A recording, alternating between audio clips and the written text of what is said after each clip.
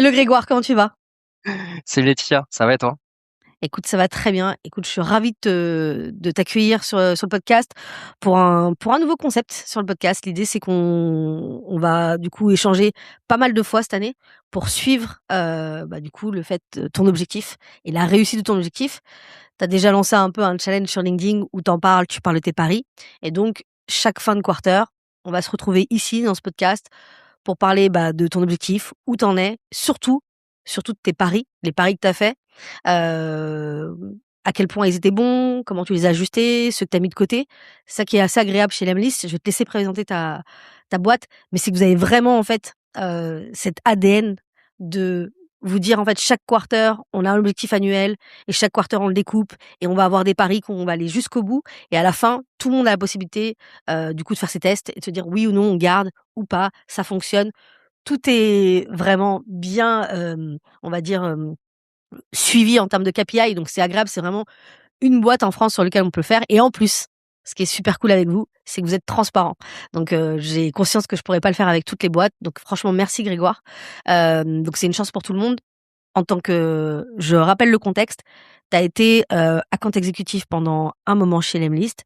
Maintenant tu es passé sales manager et c'est super rare justement de voir la montée en compétence d'un sales manager, comment il apprend avec ses équipes. Donc je vais arrêter de parler, je vais te laisser te présenter.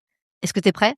Ouais, vas-y, c'est parti. Bienvenue sur Vendu, le podcast commercial de référence pour augmenter votre taux de closing. Ici, on discute des meilleures stratégies de vente pour conclure plus de deals, fidéliser ses clients et rendre ses commerciaux plus performants. J'ai des discussions sans filtre avec celles et ceux qui font de la vente au quotidien, des sales leaders, des top performers. On va dans le détail, on donne du contexte pour que vous puissiez repartir avec de la matière actionnable. Je suis Laetitia Fall, je vous embarque dans une nouvelle discussion. Installez-vous confortablement. C'est l'heure de votre dose de culture sales.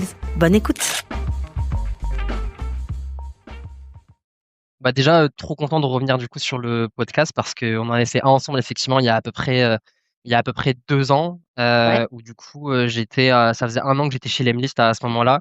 Du coup, pour donner un peu de contexte, donc moi je m'appelle Grégoire, j'ai 28 ans, j'aurai 29 en fin d'année et du coup je travaille chez Lemlist actuellement qui est une plateforme de prospection qui, aide les équipes, sales de 5 commerciaux et plus à, booker plus de rendez-vous, sans utiliser, une dizaine d'outils différents. Voilà, si je le pitch un petit peu comme ça, sur un peu Mhm. les aspects qui, sont importants sur la partie prospection, trouver les bons prospects, les contacter au bon moment, sur, tous les canaux possibles, email, LinkedIn, WhatsApp, pour augmenter le taux de réponse, en étant sûr de ne pas tomber dans les spams et on a fait un gros focus, là, depuis à peu près 1 an et demi sur toute la partie adoption, mais je pense que c'est un sujet qu'on pourra peut-être en reparler aussi, plus tard et il y a quelques mois, on a racheté du coup une autre solution qui s'appelle, Clap, qui est plutôt orientée sur tous les, aspects de, coaching et productivité sur les commerciaux, mais plutôt sur la gestion du cycle de vente et la fidélisation. Donc pareil, il y a peut-être des sujets aussi, on pourra parler du passage d'une, boîte monoproduit, à multiproduit et du coup, pour le contexte, moi, j'étais arrivé chez Lemlist, quand la boîte faisait 18 millions d'ARR, donc il y a, 3 ans, qui était monté à 18 millions quasiment qu'en format du coup, PLG. Donc en gros, quasiment sans équipe, commerciale. Il y avait quelques personnes qui faisaient plutôt ce qu'on appelait des groupes démos et avec quelques rendez-vous en one-one et j'étais arrivé à ce moment-là avec un autre, sales qui s'appelle Lucas pour vraiment, lancer, je dirais, la partie, sales led donc aussi bien, gérer, je dirais, des vrais cycles de vente en tant que sales, avec voilà les étapes, d'un cycle de vente. Aussi, commencer à lancer l'outbound parce qu'on parlait pas forcément aux boîtes, avec qui on souhaitait travailler sur l'inbound et en 3 ans, on est passé du coup de 18 à un peu plus de 50 millions d'ARR et de 2 commerciaux à maintenant une équipe de 30 qui est du coup segmentée en plusieurs équipes. Mais je me sens chanceux d'avoir connu, du coup, tout ce changement, sur ces 3 dernières années et sur ces 3 ans, j'ai fait, 2 ans, quasiment 2 ans en tant que EI et là, on se parle, on est le 22 mai, je suis passé, team lead, depuis, le mois de juillet, et en cours de route, je dirais vraiment sales manager. On pourra peut-être parler de pourquoi je fais un peu la différence entre les 2. Avec plaisir, ouais. Mais voilà et pour donner un peu de contexte, maintenant je manage une équipe de, 6 personnes avec 2 typologies de profils, 4 comptes exécutives et 2 inside sales. Mais du coup, on pourra détailler ensemble la différence entre les 2. Trop bien. Hyper clair. Du coup, pour commencer, peut-être qu'on peut se dire, en fait, c'est quoi justement ton objectif cette année en 2026. Je sais que lorsqu'on s'était parlé et puis évidemment j'ai aussi interviewé, ton manager en fait, il y a presque 6 mois, où vous avez fait quand même pas mal d'évolutions sur votre offre. Vous êtes quand même passé, vous avez changé aussi également de target. Vous étiez quand même pendant un long moment dans votre période PLG sur du small business et maintenant vous êtes plus sur, en fait, aller chercher du mid-market et de l'enterprise. Donc déjà sur, ce découpage, toi, en fait, ton objectif, en termes de chiffres, c'est lequel? Et surtout sur quel target? Et puis ça m'intéresse vraiment grandement ta différence entre team lead et sales manager. Ouais, ouais, bien sûr. Alors on target pas le segment enterprise pour le coup. On est OK, plutôt, d'accord, là pardon. sur la transition, mid-market et c'est vraiment là sur ça où on se focus, et on est toujours très présent sur le segment SMB, mais c'est plutôt le focus, vraiment le focus, mid-market OK. et hem et du coup, est-ce que tu peux répéter ta question? L'objectif Ouais, l'objectif en fait, l'objectif, OK. Ouais, bah, l'objectif là pour, cette année, donc 2026, c'est de générer, 3 000 000 de ARR sur le, new business, France. Parce que du coup, moi, je suis uniquement sur une équipe qui gère, du new biz. Donc gérer 3 000 000 d'ARR pour la France, sur cette année. Au global, sur la celle-ci, on est sur, 12 millions. Donc Yann, il communique sur ce, chiffre-là autour du new biz et au total, l'objectif, c'est que l'équipe, sales led génère 20 millions sur cette année Waouh! de new ARR. Donc on est vraiment sur, entre le newbies, la partie élevage et cetera. Mais du coup, moi, ce qui me concerne, c'est les 3 millions pour cette année. OK, et sur les 3 millions, donc on est sur quelle cible? On est à la fois sur du small business et à la fois sur du mid-market, globalement? OK. Ouais, c'est ça, on est vraiment sur le mix des 2 équipes. Donc l'objectif, c'est vraiment 3 millions sur, ces 2 équipes-là. On va dire que, 70 du revenu doit quand même être, drivé, 70-60 du revenu doit être drivé par, l'équipe AE. Et l'équipe AE, on est surtout regardant sur le niveau d'engagement, des clients entre du coup, c'est essentiellement des deals en annuel qu'on a maintenant sur ce segment. OK, super, et du coup, justement, c'est quoi la différence? Parce que du coup, tu as des AE plus des inside sales. C'est quoi la différence aussi également que tu fais entre ces 2 types de profils? Et toi, en tant que posture, qu'est-ce qui fait qu'à un moment donné, tu te dis: «J'étais team lead et là, maintenant, je suis sales manager»? Ouais, bah, du coup, il y a, pour différencier les 2 profils, donc on a les inside sales, c'est vraiment du full, inbound sur des cycles de vente, très véloces. Un call, parfois, un call et ensuite un appel de débrief de 15 minutes une fois que le free trial est fait. Mais on est vraiment sur un cycle de vente, full inbound, un rôle qui est assez challengeant parce que c'est beaucoup de volume d'appels. Nos inside sales, ils sont en moyenne entre, 5 et 10 appels par jour et du coup, c'est à chaque fois, de la disco, de la démo, donc c'est très répétitif et c'est hyper challengeant du coup de devoir faire ressentir à ton prospect que tu comme ton premier call de De la la journée journée. alors qu'en fait, c'est peut-être le dernier. Donc c'est vraiment, hyper, énergivore, mais en même temps, c'est, hyper, véloce comme cycle de vente et du coup, il y a beaucoup de volume et c'est hyper, hyper challengeant. Et tu as beaucoup Et de là, du coup, concurrence aussi. C'est important de le ouais, de la de exactement le dire. parce qu'en plus, on est sur des prospects qui sont full inbound. Mmh. Donc forcément, quand tu es en inbound, c'est que tu fais un benchmark Ouais. et potentiellement, on se rend compte que ceux qui sont sur ces cycles de vente-là, ils ont aussi, testé pas mal de choses en parallèle. Mmh. Donc il y a vraiment un gros volet sur la gestion de la concurrence et comment tu arrives à être hyper impactant dans un call de 30 minutes pour faire, ton upfront, ta disco, ta démo, le closing et cetera. Donc c'est vraiment, hyper, millimétré sur ce type de call. Et là, on est sur des paniers qui sont relativement faibles, mais comme je le disais, avec beaucoup de volume. Donc en gros, c'est, du, 200, allez, du ouais, 150 à environ 150 € de panier moyen. Pour nous, en OK. gros, c'est tout ce qui va être des deals entre 2 et 4 licences à peu près.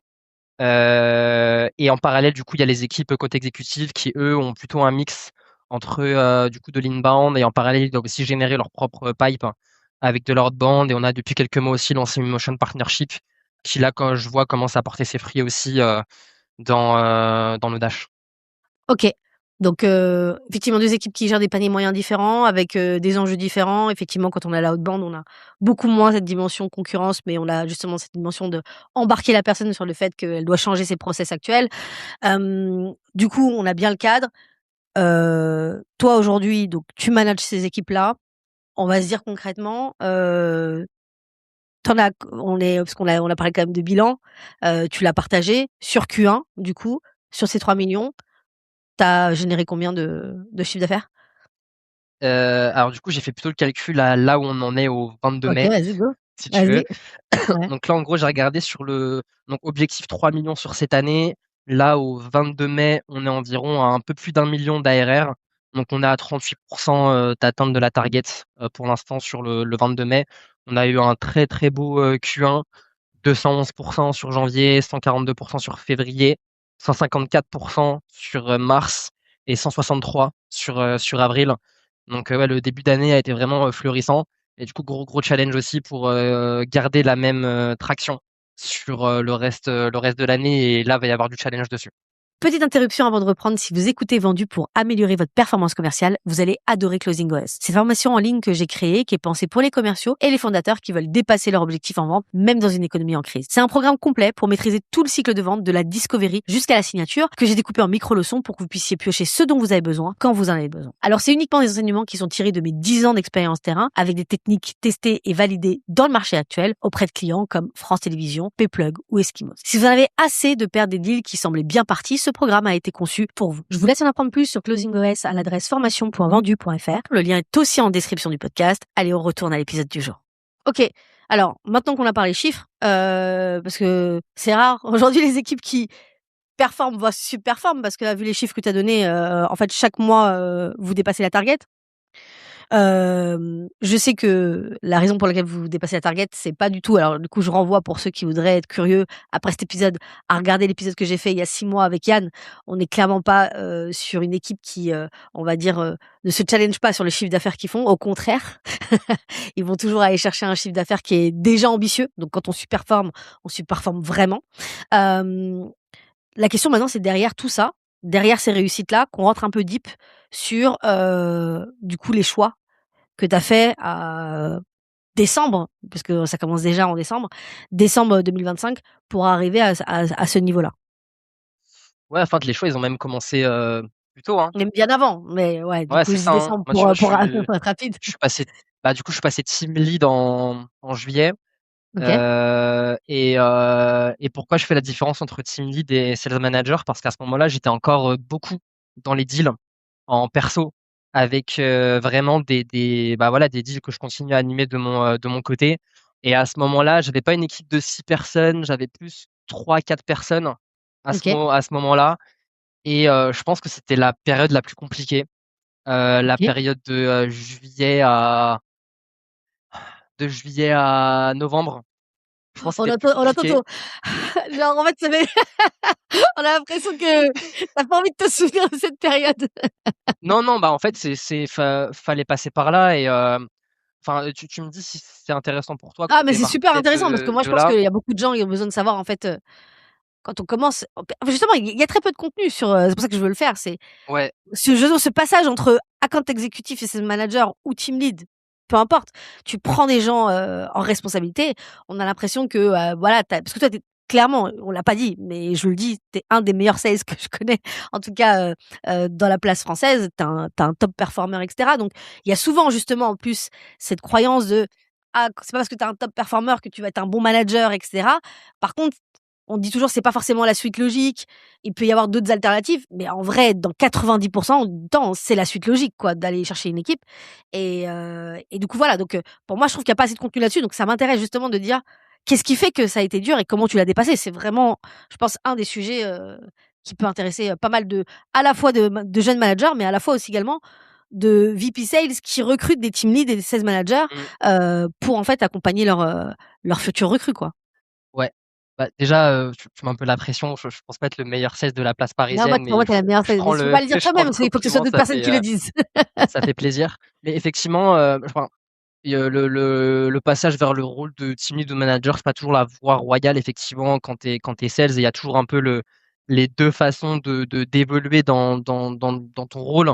C'est soit du coup tu en tant que sales, tu vas sur des cycles de vente du coup de plus en plus complexes, avec des deals de plus en plus complexes, ou soit plutôt tu restes, je dirais à ton, un peu à ton rang et tu passes plutôt sur un rôle de manager et c'est vrai que je vois beaucoup de contenu sur le fait que le top performer passe, Mmh, manager et du coup, c'est un gros bet pour les boîtes mmh, parce que, bah, déjà de un elles perdent leur top performer parce qu'ils mmh, passent manager et potentiellement, il y a peut-être des compétences, des traits de personnalité qui fait qu'il est, top performer mais qui du coup sont vraiment à l'opposé de ce qui Un ferait bon manager. un bon manager pour le coup. Mmh. Et ce qui était assez intéressant, c'est que, on a eu la discussion très tôt quand Yann a rejoint, Lemlist pour le coup. Et ce que je trouve intéressant, c'est qu'avant le passage de team lead, en fait, il y a quasiment eu 1 an de prépa avec Yann autour de ça. Et je trouve enfin, je suis hyper reconnaissant le fait qu'il ait aussi, fait le pari et qu'il ait joué le jeu vraiment de m'aider à me développer pendant 1 an. Et assez classique, moi j'avais fait quasiment 8 mois, sans avoir de head of sales en autonomie. Il arrive très vite, on a le chat de, «C'est quoi un peu ton plan de carrière?» Et il comprend que, bah, je suis un peu tiraillé entre aller sur des deals de plus en plus complexes et en même temps, la voie côté manager m'intéresse beaucoup. Et c'est une question qui m'avait été posée d'ailleurs pendant mon entretien, pour passer manager, qui m'a été posée par Charles. Et il y avait un truc un peu au fond de moi qui fait que je voulais passer manager parce que le premier manager que j'ai eu dans ma carrière a vraiment été incroyable et il a vraiment débloqué quelque chose en moi, qui fait que, j'ai trouvé en fait comment m'amuser avec le job de sales. Et du coup, en fait, les bases qu'il m'a données, dans cette première expérience, du coup, je passe le bonjour à Yoann, hein, s'il écoute, ce podcast. C'est ça qui m'a permis derrière déjà de m'épanouir dans mon premier job de sales et de trouver ce qui me plaisait là-dedans et derrière de le reproduire dans d'autres boîtes. Et j'ai trouvé ça vraiment marquant aussi, bah, à quel point le fait de s'épanouir dans son job te rend heureux aussi dans ta vie perso. Donc je veux Mmh. pas être trop, je dirais trop, philosophique en disant ça, mais je me suis dit: «Si un jour j'arrive à avoir ce déclic-là pour quelqu'un, je serais hyper fier» parce que ça va au-delà de la partie pro. Donc c'est un petit peu ce qui me drivait autour de ça. Et je voyais qu'avec la trajectoire que prenait Lemlist, je pouvais potentiellement faire les 2, aller sur des deals plus complexes et en même temps avoir ce côté manager. Et j'avais la chance d'arriver aussi au bon moment où, Mmh mh. quasiment avant que tout le monde arrive. Donc j'avais un peu déjà le rôle de «l'ancien» entre Mmh. guillemets dans la boîte. Et avec Yann, on s'était un peu donné des critères sur lesquels il fallait que je monte en skills, sur, les mois suivants. Donc il y avait plusieurs points. Il y avait déjà de 1, bah, devenir, le top performer, de l'Emlist. Et au-delà d'être top performer sur les chiffres, c'est de signer des gros logos pour en fait avoir aussi aussi bien le vécu de les signer, mais aussi la crédibilité La d'avoir légitimité signé, auquel vite, bien sûr. exactement la légitimité. Donc ça, c'était hyper important. À ce moment-là, on se posait aussi la question, on voulait pas faire une team full France. Du coup, il y avait quand même le côté de monter en compétence sur le niveau d'anglais pour arriver à manager du coup des personnes, en anglais. Donc ça, c'était les 2 principaux points. Et après, il y avait aussi le côté, de se rendre aussi légitime dans l'équipe, mais sur cette posture d'aidant, de coach, pour ensuite passer manager. Donc du coup, il m'a donné un petit peu des side quests en parallèle de monter en gap sur le rôle de sales. Donc typiquement, ça a été d'être le buddy des nouveaux sales qui arrivaient chez nous, qui étaient tous inter. Donc je m'occupais de la partie animation des workshops, je les coachais, pendant leurs premières semaines et parfois leurs premiers mois chez Lemlist. Et après, on a passé un cran supérieur qui a été de commencer à animer quelques workshops, au global pour tout le monde et parfois de prendre quelques sujets aussi sur les weekly. Ce qui fait qu'au fur et à mesure de la construction de l'équipe, bah, quand il y a 2 potes qui se sont ouverts, parce que du coup, il y a un autre sales qui est monté en même temps que moi sur un rôle de team lead et maintenant qui est manager sur la partie du coup IMIA, toutes les piliers IMIA sauf la France. L'équipe était en mode, bah, c'est logique que ce soit ces 2 personnes qui passent sur ce poste-là. Sur ça, tout le monde pouvait, candidater et on était les seuls à aller sur le poste. Et c'était vraiment sympa parce que, moi j'avais des Français, et d'autres qui étaient venus me voir en me disant: «Bah, postule, ce serait cool que tu passes manager», et pareil pour, Connor, l'autre sales. Donc, Yann a vraiment bien fait son job, aussi bien pour nous préparer, mais aussi préparer l'équipe à ce changement, Et que l'équipe, autour en de fait, ça. veuille que ce soit toi qui sois manager, c'est quand même assez fou. Ouais. C'est ça, en fait? Ouais, OK. Et je pense qu'intéressant aussi, c'est peut-être de comprendre pourquoi il y a aussi eu ce rôle de team lead qui a été créé parce que c'est peut-être pas nécessaire dans toutes les boîtes. Mais à ce moment-là, quand ça a été fait, on passait la barre, de 15-20 personnes. On était un peu plus de 15 personnes vraiment sur la team, newbies. Et bah, à ce moment-là, Yann, il avait tout le monde en direct, hein, et en plus 2 personnes côté CSM. Moi maintenant qui manage, 6 personnes, j'ai du mal à voir comment on peut passer la barre, En fait, des on peut pas passer la barre de 7-8, 6-7. Moi, pour moi, c'est 7 ouais, max, en direct. ouais. Ah là, Tito, il en avait du coup à peu près 15 Ouais. en direct. Et en fait, pourquoi le fait d'en manager 15, c'était un problème à ce moment-là? Parce qu'on avait effectivement l'ambition de continuer à monter, sur des cycles, bah, du coup, sur des paniers plus gros et des tailles de deals, plus grosses. j'ai des cycles de vente plus complexes, donc ce qui veut dire aussi, besoin de plus de me faire monter, le niveau de l'équipe, le niveau global de l'équipe sur plusieurs aspects. Je dirais aussi bien la partie suivi, coaching, mais aussi, plus de renforts sur les deals parce que Yann, il ne pouvait pas, se dupliquer et être présent sur tous les deals. On pourra aussi en reparler du coup sur, comment j'essaie de gérer la présence sur les deals, ce qui est toujours un peu complexe comme Ouais, sujet, je complètement. trouve, en tant que first time manager. Mais du coup, ça a été aussi bien de donner ce côté, plus de renforts sur les deals, où il y a besoin, avec un sales qui peut aider là-dessus, et en même temps la partie, coaching et aussi, pour les équipes, c'est quand même plus sympa de retrouver ce côté, petite équipe dans Mmh. une grosse équipe. Ça reste quand même plus fort pour créer une culture, développer des compétences et cetera. Et ouais, et pas devoir courir après son manager qui a pas de temps, qui a 2-3 minutes à Ouais. t'accorder parce que lui-même est très occupé. Hyper intéressant, en fait, en tout cas, ce cadre-là. Maintenant, moi, ma question, c'est justement pourquoi tu as eu cette espèce de réflexion en disant: «Ah, c'était dur, en fait. C'était dur ce moment, ce début-là». On n'est pas encore, en fait, sur janvier, hein, juste pour, que l'audience, en tout cas, puisse suivre. Là, par contre, juste pour résumer, je trouve ça excellent le fait de se dire: «OK, il y a une grosse prépa, 1 an, c'est pas rien», avec une vraie bonne identification, de tes angles morts et de ce que tu dois, en fait, faire pour progresser. Ce que j'aime bien, c'est que, il y a vraiment ce mix entre, à la fois tes skills en tant que sales, pour avoir cette légitimité, pour même toi, en fait, que tu te sentes légitime. Parce que parfois, il y a des ça m'est déjà arrivé de voir des sales managers où, en Mmh. fait, comme ils ont pas forcément un gros palmarès, eux-mêmes, ça se voit, ils sont fragiles et ça se voit dans les interactions qu'ils ont avec les sales. Ils sont et en fait, là, s'il y a un sales qui le perçoit, tu es foutu, tu es mort, tu vois? Alors que quand tu es certain de ton karaté, bon, en fait, en face, les gens, ils sont sûrs de ton karaté aussi, tu vois? Et puis, j'aime bien aussi cet aspect posture, aussi également en interne. C'est-à-dire qu'il y a cette transformation qui doit se faire dans les yeux des autres, des gens en Mmh. interne de c'est Grégoire maintenant, c'est plus l'account exécutif, c'est maintenant le manager et c'est pas que les autres qui doivent faire ce changement-là, c'est toi aussi qui dois faire en sorte d'avoir une posture en interne qui font que les gens se disent: «OK, là, il y a un switch là, on a un nouveau Grégoire» et ça, je trouve ça hyper intéressant les 3 points, en dehors de l'anglais qui est effectivement évident et inhérent à votre Mmh. business, mais qui est pertinent. Du coup, pourquoi c'était dur, en fait? Et c'était dur parce que, je pense que l'équipe avait bien adopté du coup et avait bien fait le switch que je passe manager, mais moi je l'avais pas encore fait à ce moment-là.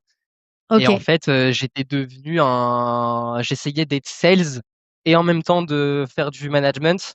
Mais, quand je me remémore cette période-là, en fait, je pense que le plus compliqué, c'était de gérer la frustration aussi. De se dire que dans l'équipe, il peut pas y avoir, 6 mini Grégoire et qu'on doit accepter que, ce soit pas fait comme on l'aurait fait sur les calls. Et ça, c'était très, très dur, à vivre, à ce moment-là. Je me remémore des calls où j'étais un peu, tendu, un peu à ruminer dans ma tête, ou quand je réécoutais, des appels, de dire: «Ah mais non, oh la Hyper folie», intéressant. et ça c'était, et après j'ai réussi à j'ai un espèce de déclic à un moment donné. Du coup, à ce moment-là, le plus dur, c'était vraiment de trouver le juste milieu déjà entre, parce que je devais encore porter un petit quota quand même de mon côté, à ce moment-là.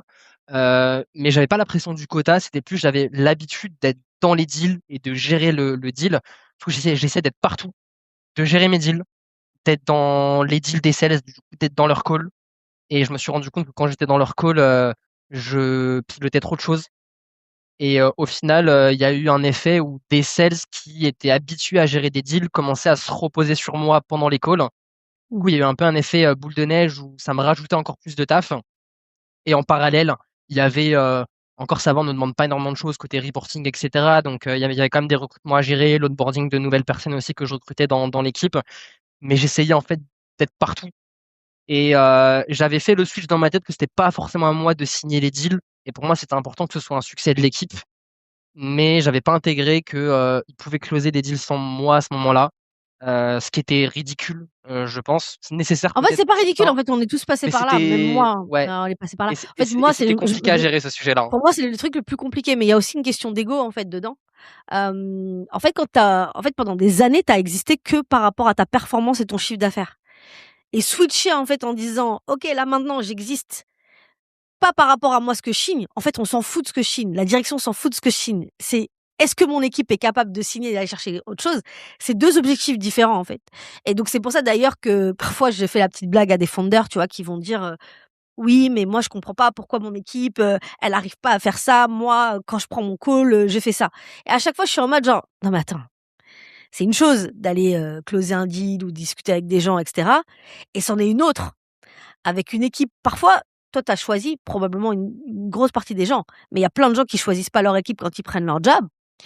C'est une chose de dire en fait: «Avec les éléments que j'ai là maintenant, avec les gens que j'ai là maintenant, avec le produit que j'ai très peu de marge de manœuvre, mais mon objectif, c'est de faire en sorte que tout le monde arrive à la target». Toi, en l'occurrence, c'est les 3 millions.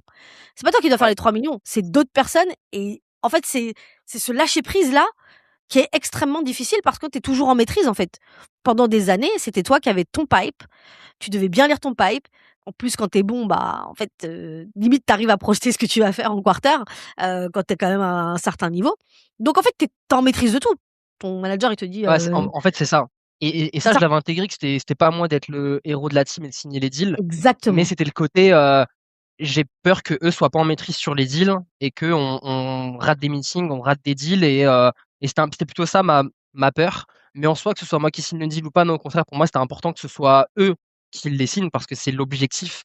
Si tu es manager et que c'est toi qui drive la performance de la team, c'est que tu es juste, encore le meilleur sales et c'est pas ce qu'il faut faire.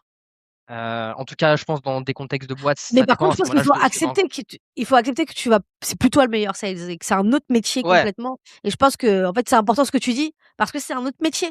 Moi, par exemple, j'en parle souvent avec Adrien Vicard que j'ai déjà invité ici, qui est aujourd'hui le VP Sales de Tim Taylor, mmh, qui lui, pour moi, est un excellent manager.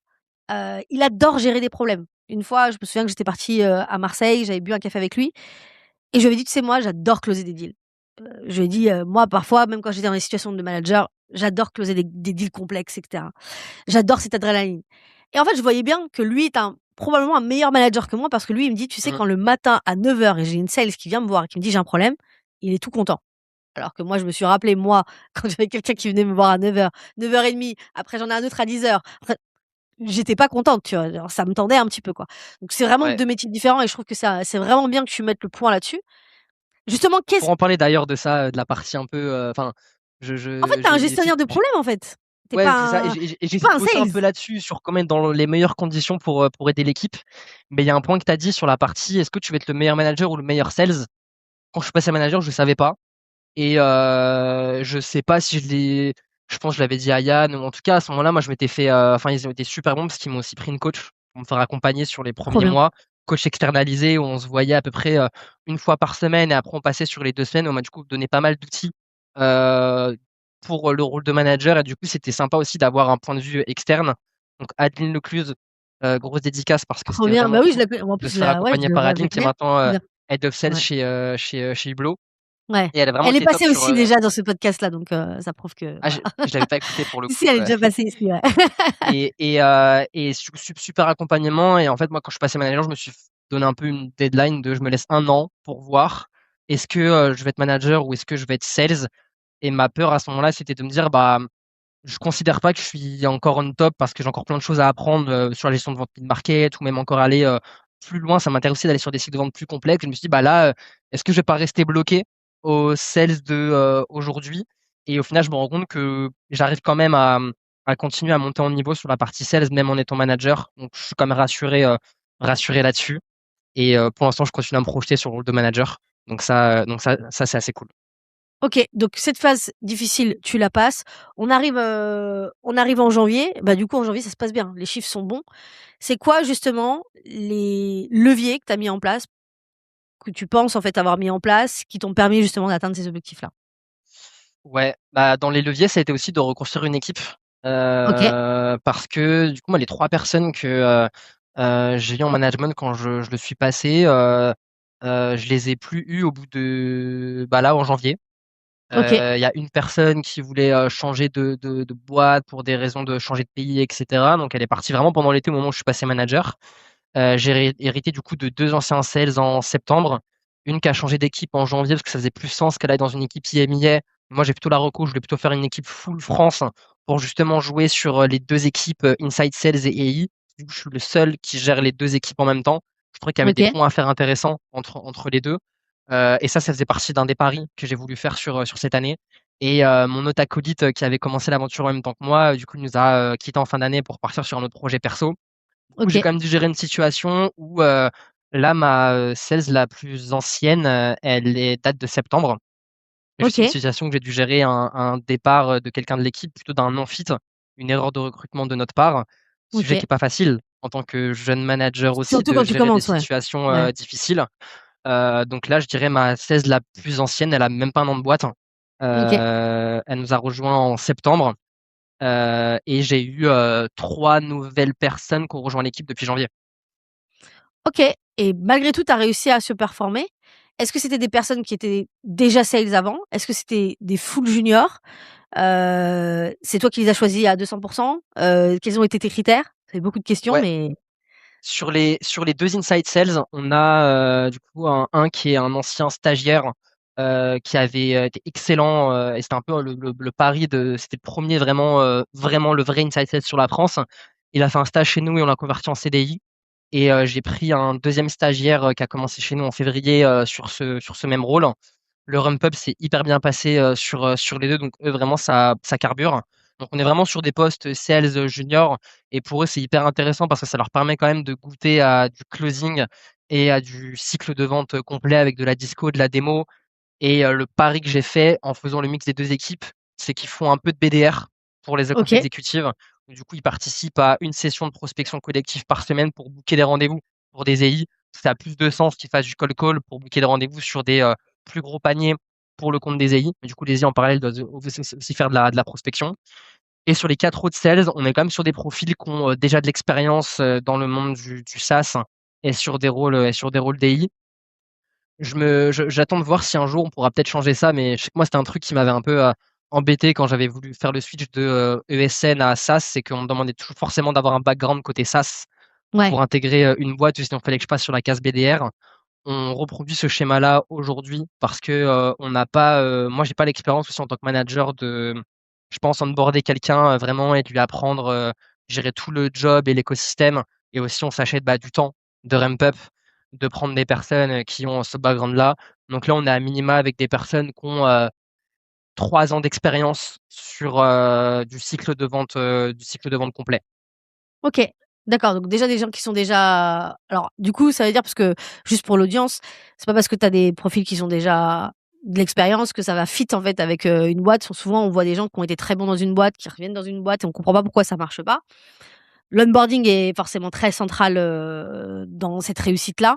Justement, je sais que tu as écrit un article, là-dessus et cetera et ça a été quoi les ingrédients que tu as mis en place, dans ton onboarding pour que justement le ramp up soit le plus court possible?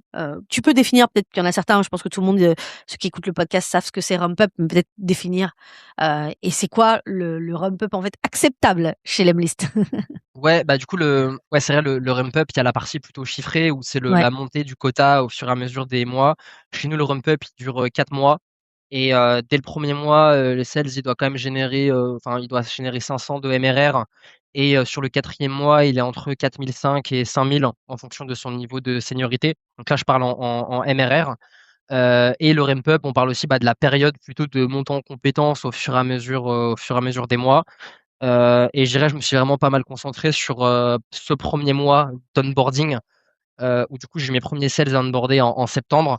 C'était un peu le moment où j'étais, un peu partout et j'essayais de me dupliquer, je faisais des sessions et cetera, et ce que j'ai essayé de faire, là pour, ceux qui nous ont plus rejoints à partir de 2026, c'était de faire un format, hybride qui dépendait pas non plus que de moi, mais j'ai plus documenté, la partie onboarding pour faire un mix entre de l'asynchrone, donc vraiment, des replays de sessions qui regardent, de leur côté, du coup qui étaient des anciennes sessions que j'avais animées sur les mêmes sujets. Donc, il y a un peu un process où pour, tous les sujets où je devais faire des ateliers avant, ils regardent, un replay d'une session. Ensuite, ils ont, comme un récap, qui va un peu plus loin que ce qui est écrit dans la sé de que ce qui a été dit dans la session, plutôt un format écrit, et après ils bookent un call avec moi dans l'agenda de 30 minutes où en fait ils arrivent, ils m'expliquent qu'ils ont compris, ils me posent leurs questions, et moi avec ça, ça me permet, déjà de comprendre, où ils en sont, qu'est-ce qu'ils ont compris.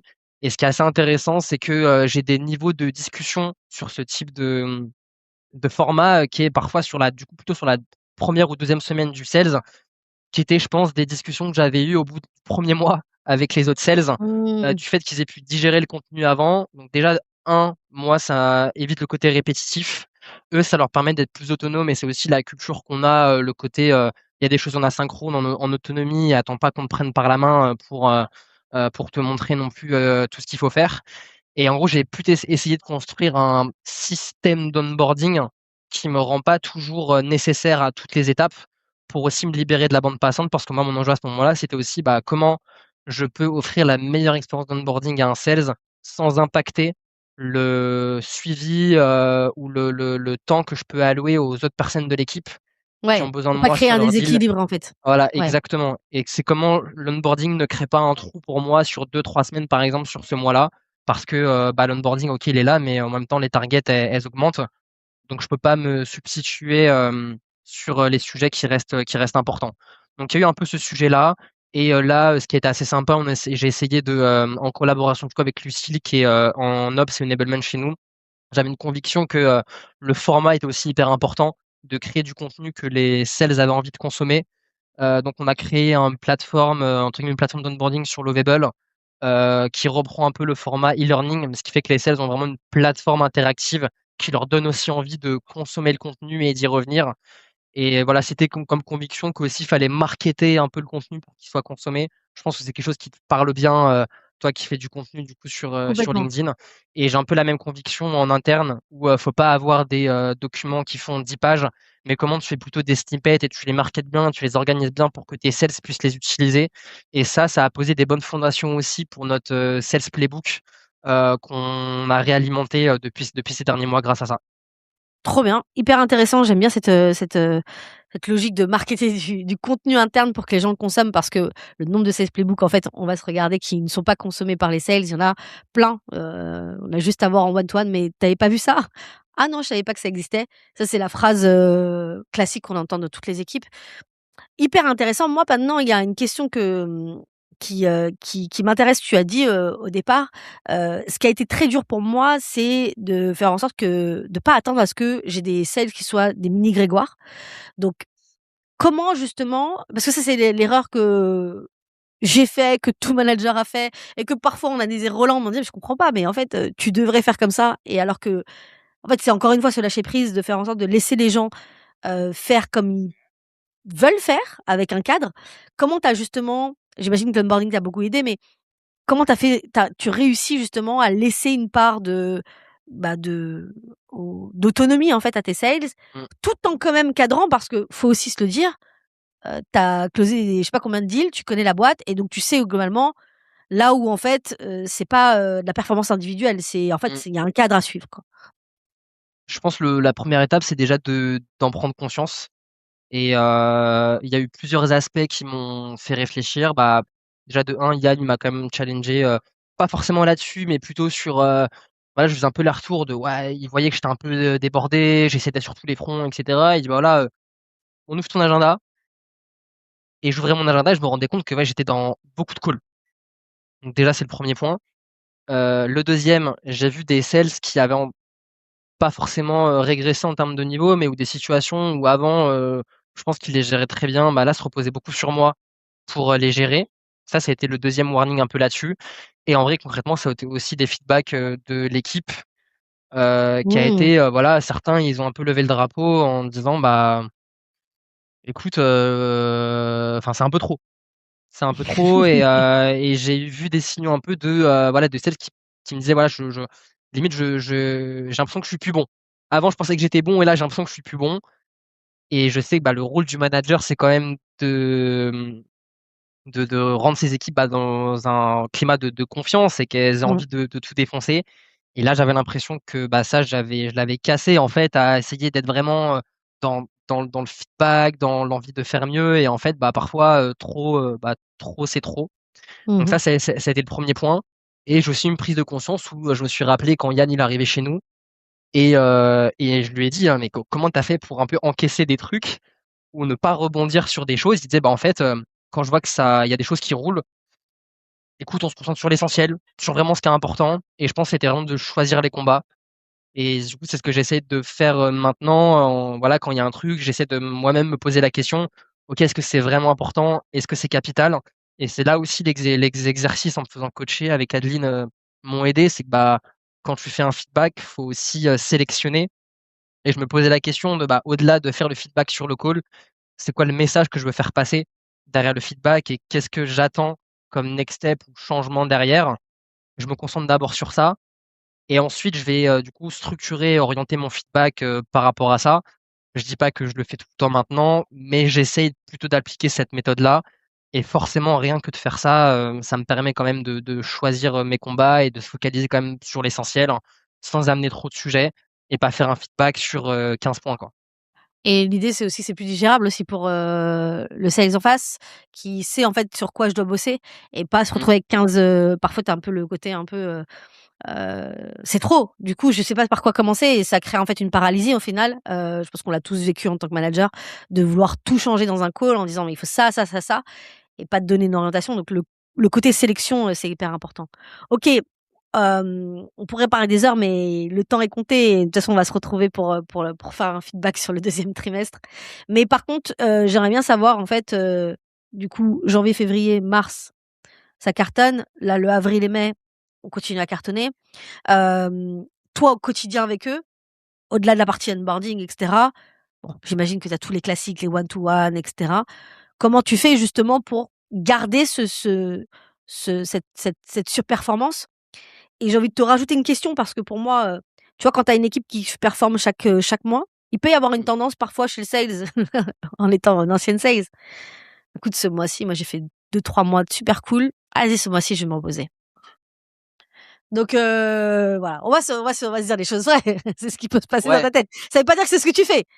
Mais parce que tu as un management qui te dit: non, non, on va continuer à chercher à chercher plus», tu vois?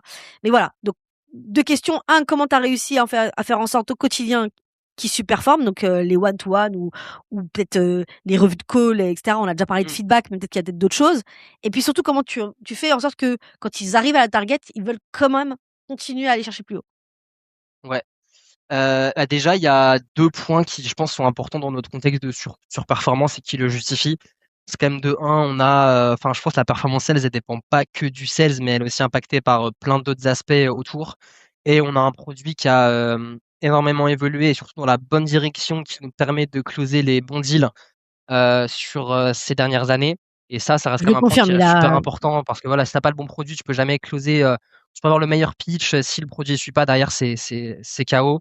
Donc on a quand même eu une équipe, produit et tech qui a bien su, du coup écouter et s'adapter autour de ça. D'ailleurs, on a beaucoup bossé avec eux aussi l'équipe sales, là-dessus. Deuxième c'est très point, important ça. C'est très ouais, important, je te coupe juste là-dessus parce que, je préviens les gens, cet épisode n'est pas sponsorisé par Lemlist, donc c'est un vrai feedback. Mais du coup, il y a vraiment un gap sur votre produit. Là où votre produit, en fait, aujourd'hui, tu vois, justement, tu vois, sur cette dimension mid-market, là, aujourd'hui, je peux le voir chez des clients, qui ont Lemlist. Je vois en fait que c'est vraiment ça accompagne vraiment en fait des structures qui sont en mid-market. Ce qui était pas mmh, forcément le cas, avant ou en tout cas il fallait bricoler pour que ce soit le cas, quoi. Donc ouais, vraiment, c'est le jour et la nuit parce que j'ai pu voir votre produit au tout début et aujourd'hui, quand je le vois dans les équipes, je comprends en fait aujourd'hui qu'une boîte à plus de 5 sales, puisse utiliser ce type d'outil. Sans rajouter des c'est briques, et essayer de faire du bricolage et de l'artisanat, comme c'est le cas pour beaucoup d'outils, qui marchent bien, hein, c'est pas le problème, mais en tout cas, on voit que vous avez fait ce switch-là et que probablement les sales ont eu un gros impact en disant: «Si on veut signer ça, il y a ça, ça, ça». Je le vois parce que c'est pas des trucs qu'une équipe produit aurait eu naturellement à mmh, mettre en place. Il faut vraiment pour que les choses ont été mis, il faut vraiment que tu sois rentré dans une équipe sales, quoi. ouais, Voilà, c'était juste une mmh, aparté. Mais important pour que totalement, les ouais. gens disent: «Travaillez avec vos équipes, quoi. Travaillez avec vos Ouais, équipes produits, quoi». c'est clair et du coup, il y a un premier point là qui est le produit qui a énormément évolué, vers ce qu'on appelle plutôt une sales engagement platform versus juste une plateforme d'automatisation. C'est vraiment voilà la plateforme pour des équipes et je trouve que le mot plateforme déjà, il surpasse le mot outil. Avant, on était plutôt un outil, là, on est vraiment une plateforme. Donc il y a la partie produit et tech qui a bien évolué. Il y a aussi des choix qui ont été, très bien côté marketing. Repackager les offres pour que ce soit aussi plus adapté à de la vente mid-market, c'est un choix qui ça paraît lambda, dit comme ça, mais on a fait des choix, que ce soit sur les méthodes de paiement, sur certaines fonctionnalités qui sont que accessibles sur certains plans parce qu'ils sont adaptés à ce type de marché. Mais si en fait ces choix-là, ils sont pas forcément faits, bah, ça fait que ton pricing, il est pas forcément cohérent. Donc il y a eu quand même des sujets marketing qui ont été faits autour de ça. Il y a un travail aussi autour du rebranding de comment tu positionnes maintenant Lemlist sur, voilà, une plateforme qui parle à des équipes, mid-market. Il y a eu du renforcement côté, ops aussi pour nous aider à être, meilleurs, dans la vie, dans la vie de toujours, que ce soit ops, ou grosse. Et aussi, il y a quand même des choix côté leadership qui sont assez forts. Je pense on voit pas mal d'équipes, tech, qui ont un peu surstaffé les équipes sales et où il y a vraiment de la cannibalisation sur les territoires. Nous, on monitor vraiment justement, ce ratio, du coup d'inbound qu'on a par, sales rep et c'est ça qui drive aussi le recrutement.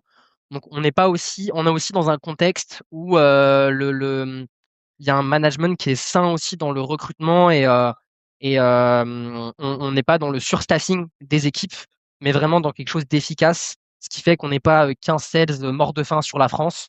Il y a 4 EI, il y a du taf sur les EI, le territoire, il est quand même assez gros. Donc ça met quand même aussi les EI dans un contexte où, tu te cantonnes pas par exemple que, au 78, ça parce que je viens de là-bas et tu peux pas sortir de ce territoire.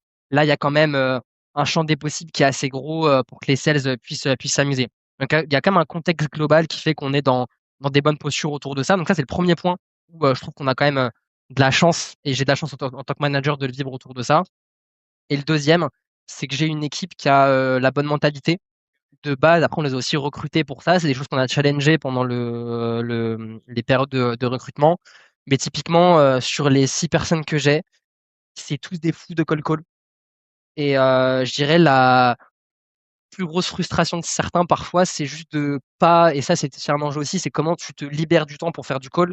Ils avaient pas peur de faire du call, c'est plus ils arrivaient pas à s'organiser pour trouver le temps d'en faire. Mais pour le coup, dès que tu as le créneau, ils adorent en faire et ils aiment vraiment ça. Et ce qui rejoint ton point aussi sur la partie, envie de faire de la performance, bah, oui, on a des accélérateurs, des boosters lorsque tu es en surperf, mais il y a aussi cette notion de, bah, oui, j'ai mon objectif, ils ont tous envie d'être au-dessus, que ce soit pour, la partie prime, mais aussi d'être en haut du dash. Et là où nous, on apporte, on essaye d'être hyper attentif avec Yann, c'est OK, c'est cool de faire ta target et faire ton chiffre, mais ce qui est important aussi, c'est comment tu le fais. Et on est convaincu qu'il y a aussi des logos qui valent plus que d'autres. Donc on est Mmh. aussi hyper attentif sur ces types de deals et également de comment tu gères tes ventes. Et c'est un petit peu la grosse discussion qu'on a avec Yann à peu près dans tous nos one-one, alors aussi parce qu'on est dans un contexte où les perfs vont bien, et la majeure partie de notre discussion, c'est vraiment comment on rend chaque sales, meilleur sur, sa façon de gérer les ventes. Et pour quelqu'un comme moi qui était très, dans l'implémentation de nouvelles techniques, de tester de nouvelles choses à chaque fois et d'essayer d'être un meilleur sales, c'est hyper intéressant pour moi du coup d'aider, chaque sales à être meilleur sur ses lacunes pour à chaque fois arriver à être meilleur. Et en fait, là, on se dit: «Bah, en fait, l'intérêt, c'est pas comment j'aide les sales à être meilleurs, aujourd'hui, forcément, il y en a où il faut aussi qu'on les aide à être meilleurs à date, mais c'est comment en fait on est sûr qu'ils correspondent au type de sales dont on aura besoin potentiellement dans un an. Parce que on veut que les tailles de deal augmentent, on est sur des cycles de vente de plus en plus longs, enfin pas forcément de plus en plus longs, mais plutôt des tailles de Même par cycle de exemple de plus en l'entreprise, hein. Il y a voilà, rien c'est rien ça, qui vous plutôt empêcherait aller d'aller sur sur des deals l'entreprise. de plus en plus gros. Et Bien sûr. ça, pour le coup, ça se décide pas du jour au lendemain et on bosse dessus dès maintenant. OK, il nous reste vraiment 2 minutes, je crois et j'aimerais juste, savoir c'est quoi justement les paris pour qu'on puisse faire le lien et aussi donner envie, à tout le monde d'aller suivre le deuxième épisode quand on parlera en fait un petit peu des paris et de là où tu en es, à Ouais. fin ce sera plutôt fin juin, mi-juillet je pense plutôt. Hem, du coup en fait c'est quoi les paris là aujourd'hui là que dans lequel tu es justement? Tu es dans le fait d'aller chercher le meilleur de chacun? Est-ce qu'il y a d'autres choses?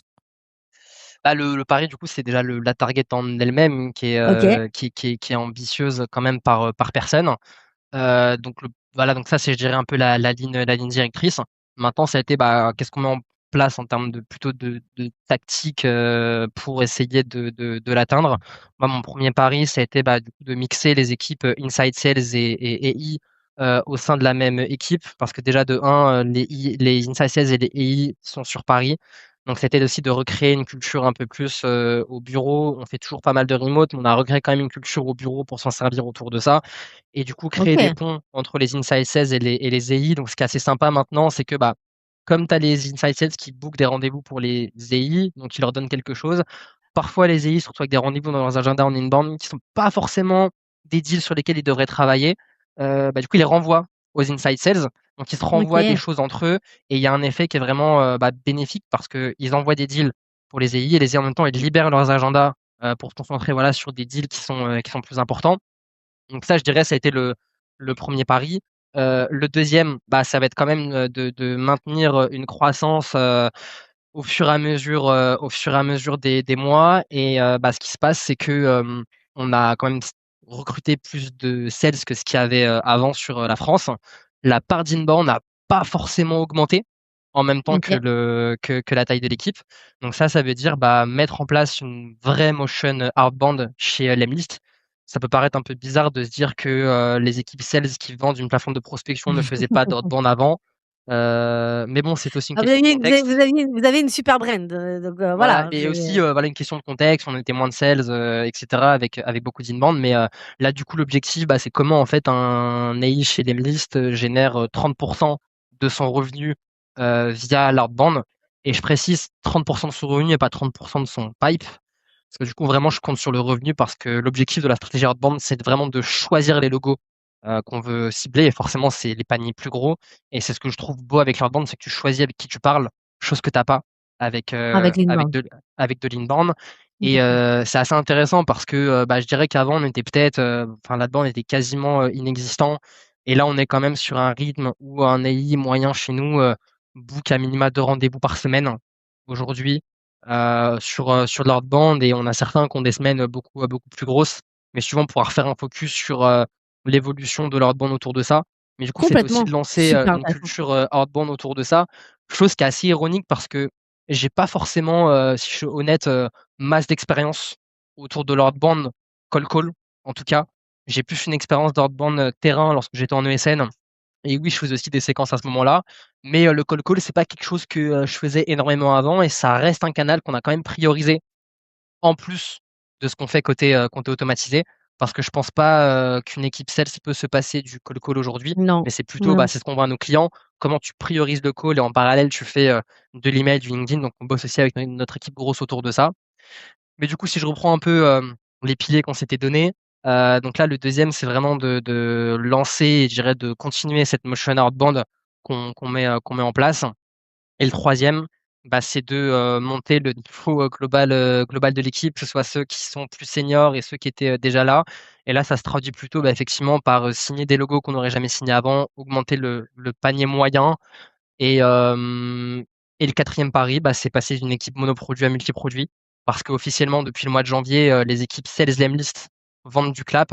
C'est chose qui est hyper challengeante aussi, de faire, Complètement. cette transition-là. On n'a pas d'objectif aujourd'hui de la part, que devrait représenter clap dans le revenu. Mais ça reste pour moi un objectif que, bah, avant c'était Pierre, du coup, un des cofounders de Clap que tu connais bien qui était sales. Je dirais pas que l'objectif ce serait d'arriver au même taux de closing que ce que faisait Pierre parce que je pense que c'est impossible pour un sales d'arriver au taux Ouais, closing du founder parce qu'il y a l'étiquette du founder aussi qui aide et voilà, c'est particulier mais qu'on s'en rapproche. Chose ouais. qui est pas le cas aujourd'hui parce que voilà, on est encore en apprentissage autour de ça. Et je pense que c'est pas mal. Donc je pense pas C'est qu'il y ait quelque franchement, chose de c'est pas mal, très ça va être un de ça va être un très super exotique, dans non, ce non, que je te non, dis. bah, Il y si, a si, rien de si. très exotique en termes Alors, de il y a rien paris, je pense, d'exotique, mais il y a rien d'exotique, mais en fait, c'est hyper intéressant et puis il y a des nuances que tu as données qui sont hyper intéressantes. En tout cas, moi, j'ai hâte de faire cet épisode-là. Je te libère parce que je sais que tu as beaucoup de taf et on pourra aussi parler du fait que, notamment, tu accompagnes cette équipe-là sur ce deuxième trimestre en remote sur une partie et donc on pourra aussi également parler de cette dimension-là, sur comment tu t'organises avec tes équipes. En tout cas, merci beaucoup Grégoire. J'espère que vous avez merci à aimé toi. l'épisode. Si vous voulez retrouver Grégoire, lui poser des questions et cetera, c'est principalement sur LinkedIn. Et si vous voulez, connaître la suite, notamment de son évolution, de son atteinte de son objectif qui est très challenging, qui est 3 millions, et ben, rendez-vous d'ici 2 mois. Je vous souhaite une excellente journée. À bientôt pour un prochain À épisode. bientôt. Salut.